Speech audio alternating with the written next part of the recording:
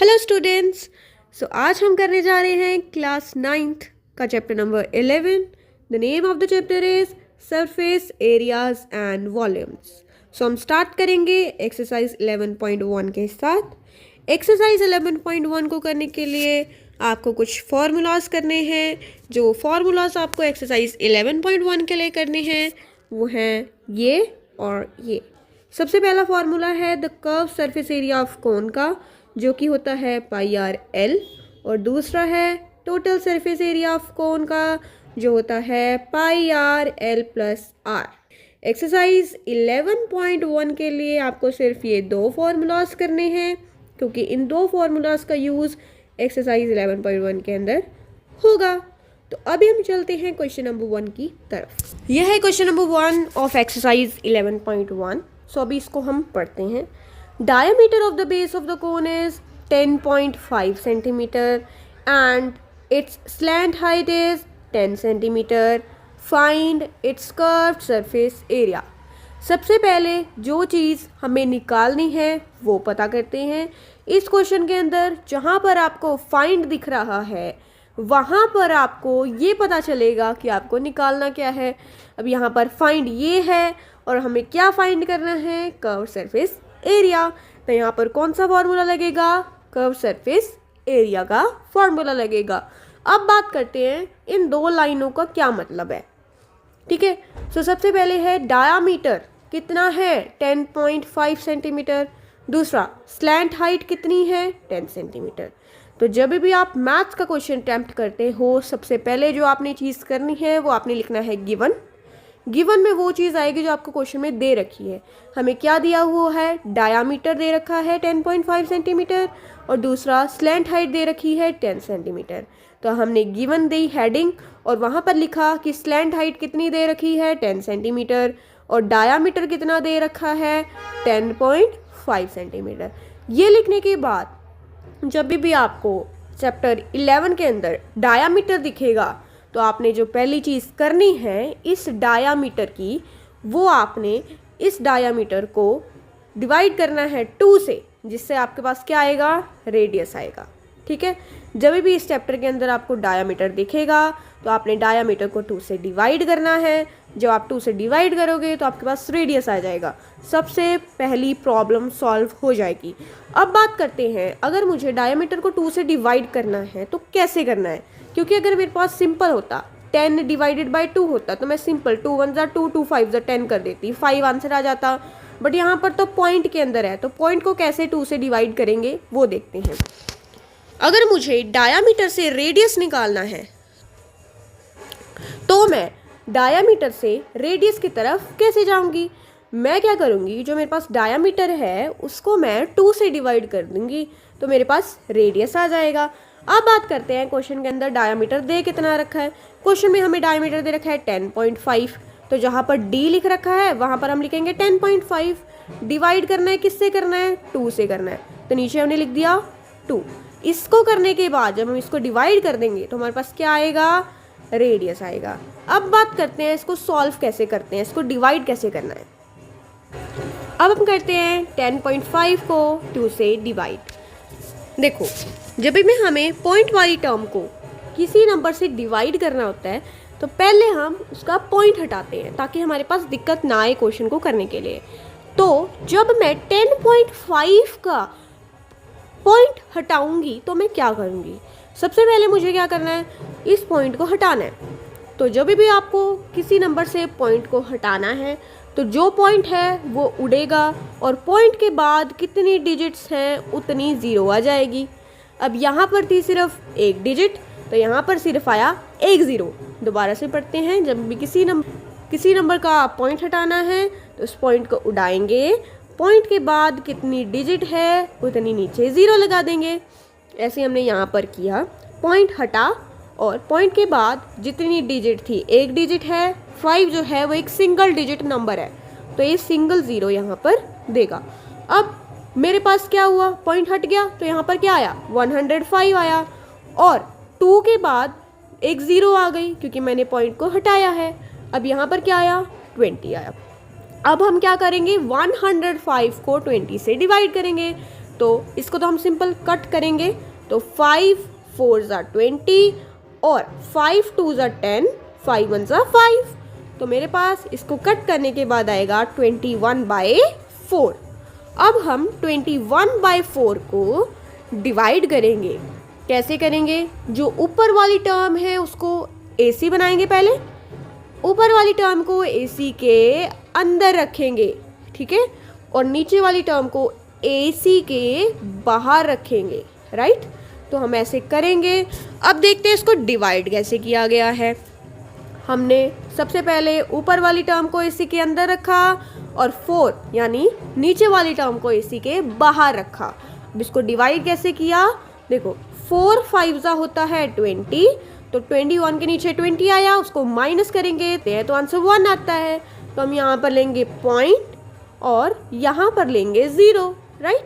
तो यहाँ पर 4 2 ज़ा हो जाएगा 8, इसको माइनस करेंगे, आंसर क्या आएगा 2।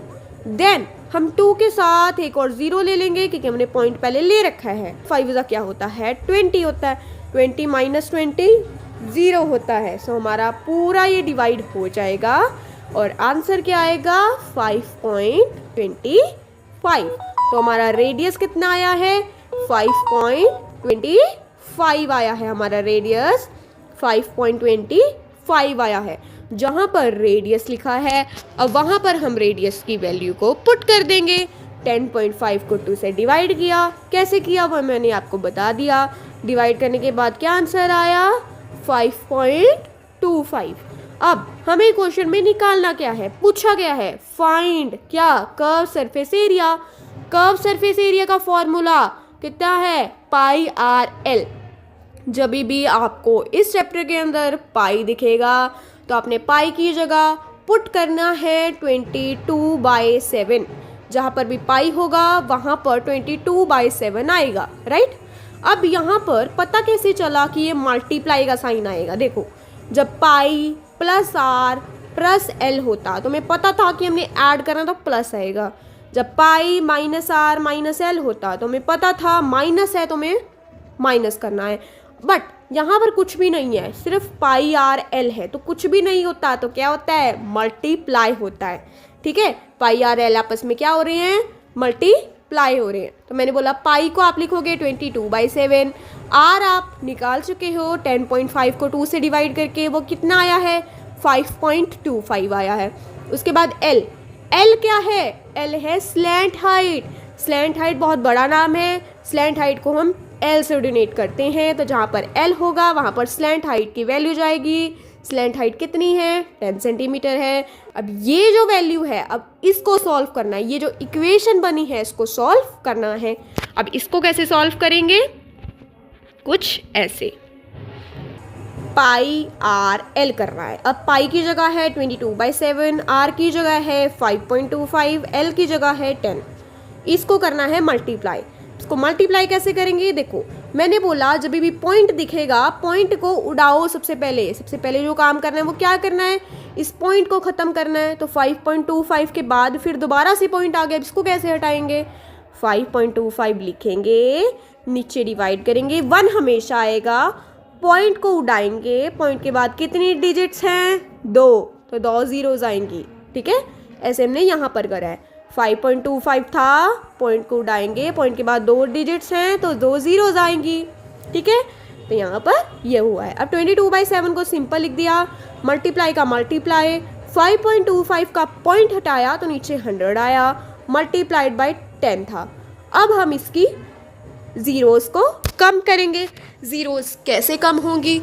जब हम 100 की ज़ीरो को 10 की ज़ीरो से कैंसिल करेंगे तो हमारे पास क्या आएगा? हमारे पास ये आएगा 22/7 का 22/7 आएगा, मल्टीप्लाई 525 आएगा क्योंकि पॉइंट हम पहले हटा चुके हैं, और नीचे 100 था बट 100 की ज़ीरो 10 की ज़ीरो से कैंसिल है तो नीचे क्या बचा 10 बचा, और 10 जो था वो पूरा कैंसिल आउट हो गया, सिर्फ 1 बचा। तो 1 को चाहे लिखो चाहे ना लिखो एक ही बात है। तो अब हम करेंगे इसको सॉल्व। अब बात करते हैं, तो देखो यहाँ पर जो 525/10 है इसको हम कट कर सकते हैं, तो हम कट करेंगे 5 के टेबल पर। अब कई बच्चे क्या करते हैं 525 को 5 से डिवाइड गलत करते हैं। हम कैसे डिवाइड करते हैं 5 to 5 को?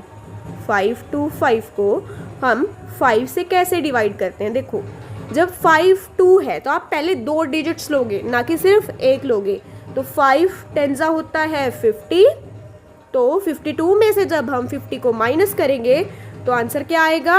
2 आएगा। नीचे उतारेंगे 5 को, 5 से क्या होता है? 25 होता है। जब इसको माइनस करोगे तो आंसर 0 आएगा। तो आंसर क्या आया है?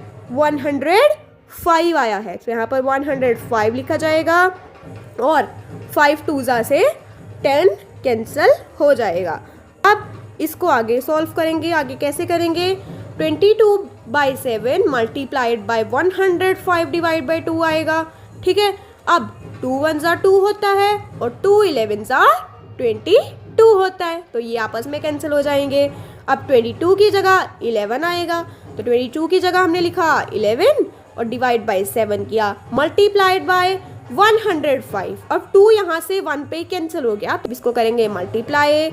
जब भी मल्टीप्लाई में टर्म्स होती हैं और यहाँ पर फ्रैक्शन होता है तो आप क्या करते हो?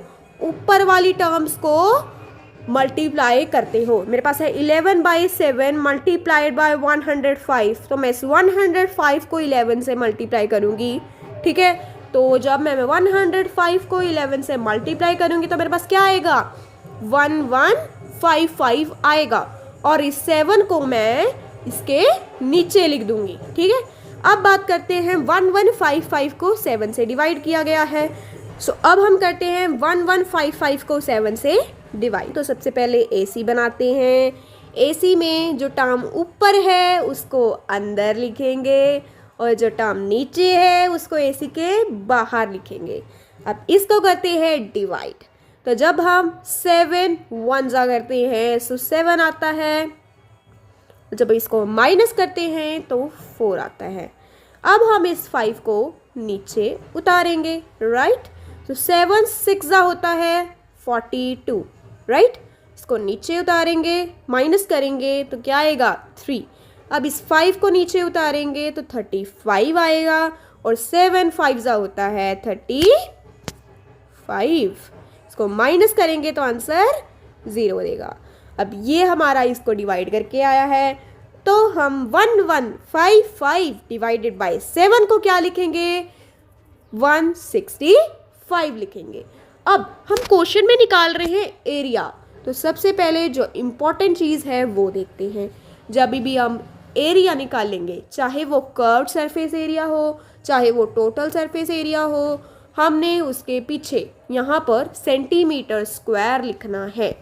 ओके, सेंटीमीटर स्क्वायर लिखना है क्योंकि ये यूनिट होती है, इससे आपका आधा नंबर भी नहीं कटेगा। सो ये था हमारा एक्सरसाइज 11.1 का क्वेश्चन नंबर 1।